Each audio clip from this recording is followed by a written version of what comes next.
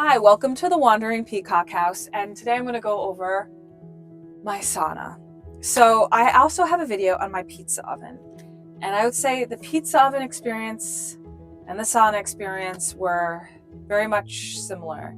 I bought a pizza oven and a sauna, which were kind of expensive items from Wayfair, and they were both similar, except for one I had to assemble. The pizza oven got stuck in our driveway coming up when they tried to bring it in, and the sauna actually didn't even make it up our driveway, and we had to go in the middle of a road and get it put on our truck to bring up. So it was quite a challenge. If you want something brought into place, you have to do a special service called white gloves, and they bring anything you need into place, but it's definitely a lot more expensive than just ordering the item and having to deal with it. Before I assembled the sauna, I had to make a flat area using gravel and scrap earth and cement.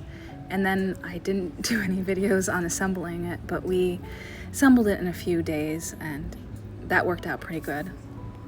So my number one complaint with this is that it leaked. When it rained, it was in the rain. So I guess if you're lighting the the sauna rather, if the sauna was heating up and you're sitting here and it's totally hot, it would be like a hammam, because it would be all this moisture that was just coming through the roof. When it wasn't lit up and you had to light it with the water pouring in, it was just kind of unpleasant.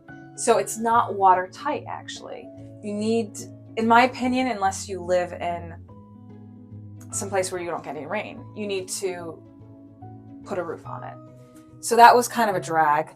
I also noticed that this system was getting damaged, and it's a little damaged because of all that moisture and rain. So I was a little bit kind of upset that this was not a waterproof stove that went with clearly a product that was meant to be outdoors, in the rain. So it's really rusty, and it's kind of a little damaged in some places, especially the back. I'm gonna have to take care of that in the future, which is kind of a bummer. Here's some that water damaged the stove. So I decided to do a cedar shingle roof, so I didn't have the chemicals of maybe an asphalt roof, or I didn't really want to do a metal roof either, so the cedar shingles seemed to be the best approach.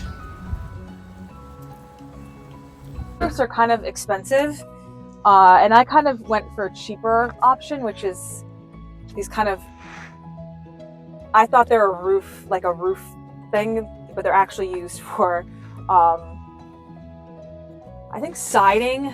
It was a misapplication, but they're a lot cheaper, and they did do the trick. I did waterproof it, and it turned out cool.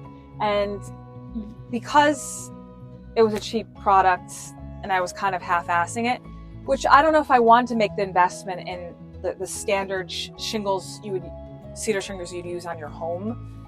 This is kind of downgraded a lot more. So this was $65 a bundle, and I probably used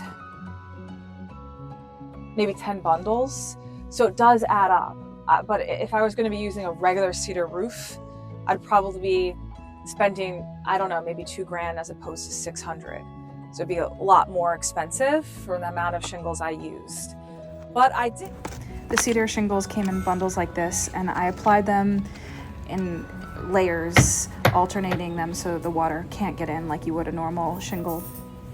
Being a crazy artist, I decided to not just do the roof, I had to do an artistic project on top of it. So I pulled a cedar log from the woods and started carving with a chainsaw.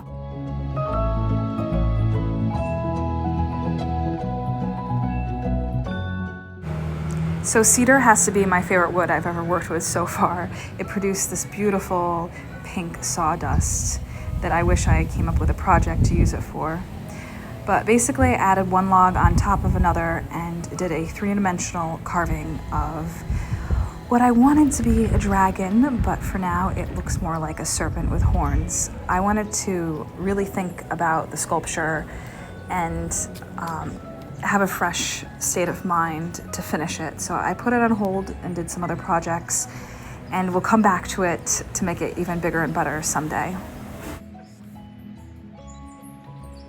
So the main problem with installing this sauna is the door.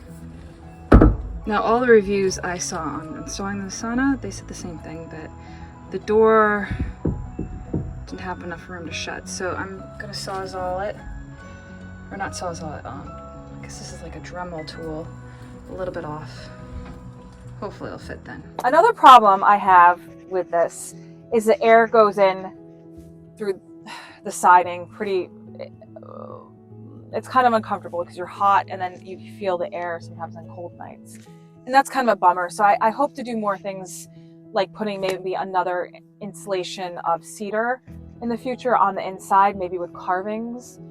My philosophy is if I'm going to correct something, I'm going to make it artistic and unique and nuts, because I don't like to fix something and not put a twist of my own personality on it. So in the future, I hope to have something really crazy come out of this that is more personal, that I feel good doing it, as opposed to fixing something, fixing a product or improving a product in a kind of basic way. So stay tuned to any of that. And I hope this video helps you if you're thinking about ordering the sauna or a sauna like that. Maybe an outdoor sauna is not what you want compared to an indoor sauna. So it's just something to consider. So I hope you guys enjoy.